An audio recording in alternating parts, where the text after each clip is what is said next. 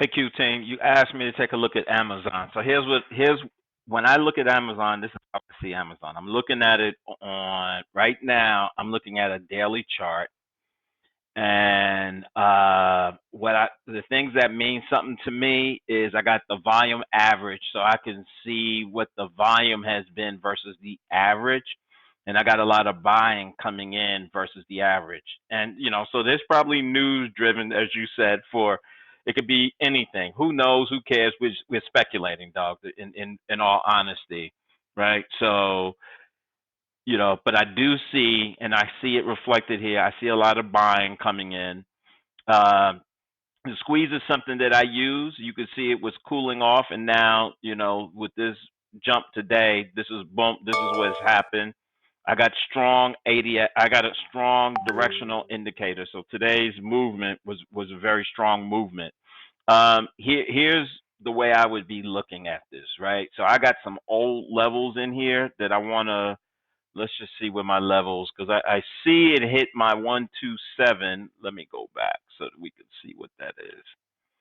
All right, so I'm trying to. Oh, okay, so I drew levels back here, right? And it did all this bouncing around. It smashed through my 61% retracement, right? And then it crossed over my 127. So this, I'm going to really get rid of this because we've had some directions since this time, and let's just draw some new levels.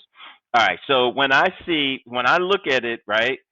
Let's just look at the big picture. I see a downward move here. I see a upward move here. It reversed here, little sideways, up, sideways, and now it's up again, right? So if I look at this movement here, right?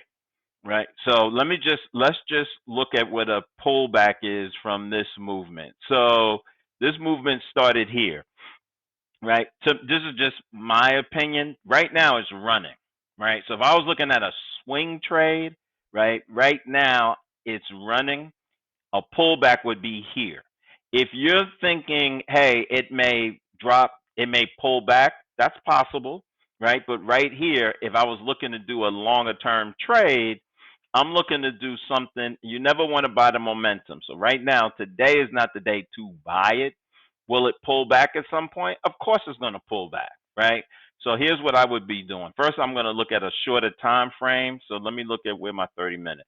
So I'm going to see what's happening on a 30-minute, right? So it had that big jump at the opening bell. And to be honest with you, it reacted to that, came back, and now it seems like it's reloading. Squeeze was up. Well, it's been strong direction, although it seems to have been cooling off a little bit.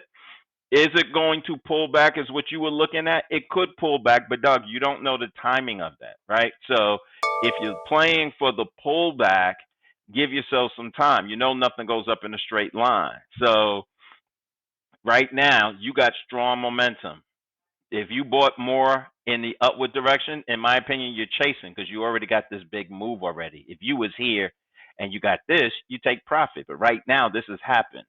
So I would be careful about buying more right now. And if I'm playing for the reversal, yeah, it's going to reverse at some point. Here's a reversal point back to here, but give yourself some time. That's not an overnight. You don't know how long it's going to take the reverse, right? So, and them options could be a little expensive, right? So if I was playing for a reversal and I want to just purely buy puts, yeah, you see what this looks like. But a better play to make, I'm sorry, dog. You see, this says life and breath because I trade so many damn accounts. This is my Dean's account that I trade. But a better play, if you think that there is a reversal, a better play is to say, you know what? Why don't I let me sell a call credit spread, which says July 16th, right now it's at 36.53, right?